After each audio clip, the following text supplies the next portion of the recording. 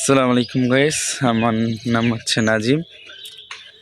টিকটকে রীতিমতো বলতে কি ভাই ভিডিও ছাড়ছি, মোটামুটি ভিউজ আছে। ভাবলাম যে সবার সাথে একটু শেয়ার করি। যাই হোক, মোটাই মনে হয় 4 থেকে 5টা ভিডিও ছাড়ছি। 2 থেকে 3 হাজার বা 4 হাজার ভিউজ আসছে, লাইক প্লাস 2 হাজার। তো তাই ভাবলাম যে আপনাদের সাথে একটু শেয়ার করি। মানে ভিডিও করতে করতে কি আমাদের এখানে গাইবান্ধা জেলায় আছে। গাইবান্ধা জেলার এই পাশে পশ্চিম দিকে অনেক সরিষার ক্ষেত। ওখানে একদিন গিয়ে দেখি মানুষের সমাগম, মানে কি ধরনের একটা বিশৃঙ্খলা।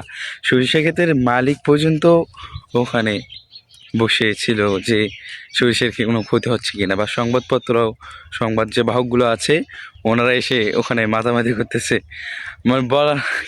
বলার মতো ভাষা নেই, এমন পরিস্থিতি সৃষ্টি হয়েছে তা একদম বলা বাহুল্য।